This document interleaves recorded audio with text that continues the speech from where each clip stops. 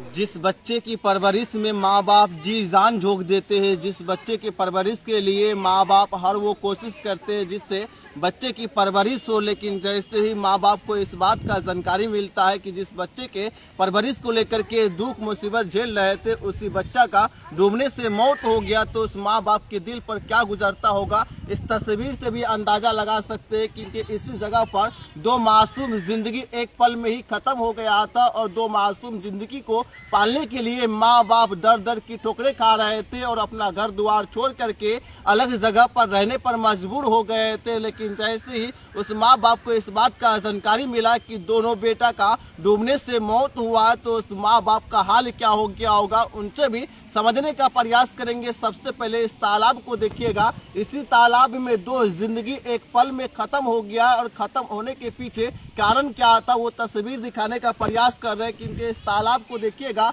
इसी तालाब में दो सागा भाई का डूबने से मौत हुआ और मौत की जानकारी मिलते ही परिहार थाना भी दलबल के साथ घटना स्थल पहुंच गए थे और मामले को लेकर जांच में जुट गए थे। यहाँ के स्थानीय लोगों से समझने का प्रयास किए थे कि आखिर क्या हुआ दो मासूम जिंदगी के साथ, आखिर कैसे उनका डूबने से मौत हुआ। तो कुछ लोगों का कहना था कि यहाँ घूमने के लिए आया था, उनका पांव फिसलने के बाद वो नीचे गिर गया, नीचे गिरते ही उनका डूबने से मौत हुआ है। क्योंकि यहाँ पर उस समय कोई भी नहीं था, कोई भी यहाँ पर नहीं था जो बचा सके, बचाने का प्रयास भी नहीं हुआ होगा। क्योंकि तालाब की गहराई और बाहर के गहराई की बात किया जाए तो पहले ऊपर का गहराई को देख सकते हैं, जो ऊपर का हिस्सा है और नीचे के हिस्सा को समझ सकते हैं कि ये तालाब है या फिर मौत का कुआं है। क्या है ये, क्या है ये क्या है? क्योंकि इस तालाब को पहले देखिएगा, छोटा सा गड्ढा है और अक्सर ये गड्ढा आपको ग्रामीण क्षेत्र में मिल जाएंगे, अक्सर ये देहाती क्षेत्र में मिल जाएंगे और इसी गड्ढा में सबसे ज्यादा ग्रामीण क्षेत्र में लोगों का मौत होता है।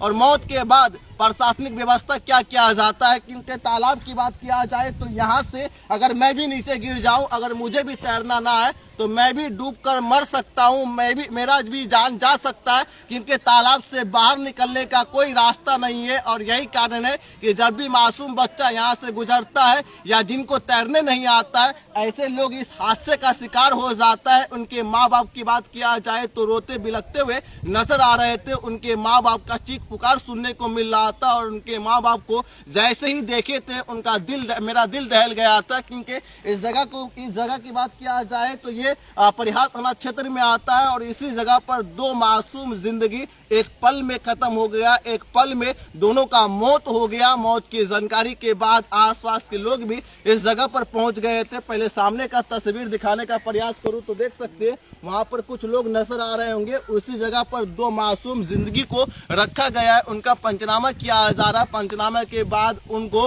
पोस्टमार्टम के लिए सीतामढ़ी सदर अस्पताल भेजा जाएगा। लेकिन कहा जाता है कि जिनका बेटा डूबा है इसमें उनके पास 4 बेटी थी और 2 बेटा था, यानी 2 बेटा जो एक पल में दोनों बेटा का मौत हो गया था। उस माँ बाप के दिल पर क्या गुजरता होगा जिनको पहले 4 बेटी था और 2 बेटा आया, तो फिर वो 2 बेटा का भी डूबने से मौत हो गया था। मौत के बाद सबसे ज्यादा उनकी माँ चीखते बिलखते हुए नजर आते हैं और चीख पुकार मच गया हुआ। क्योंकि तालाब की बात किया जाए तो ग्रामीण क्षेत्र में इससे पहले भी कई घटनाओं को दिखाए थे, इससे पहले भी कई मामलों को उजागर किए थे, लेकिन इनके बाद भी खनन विभाग का नींद नहीं टूटता है, खनन विभाग सोए रहते और यही कारण है कि आए दिन लोगों का मौत होता है। इनके परिजन है उनसे समझने का प्रयास करते कि हादसा कैसे हुआ था, हादसा का कारण क्या था और डूबने वाले मासूम बच्चे का एज कितना था, उनका नाम क्या था, उनके माता पिता है, चलते उनसे समझने का प्रयास करते। इस वीडियो को शेयर जरूर करें, हमें फॉलो नहीं किए तो फॉलो कर ले, उनके माँ बाप से समझने का प्रयास करते हैं।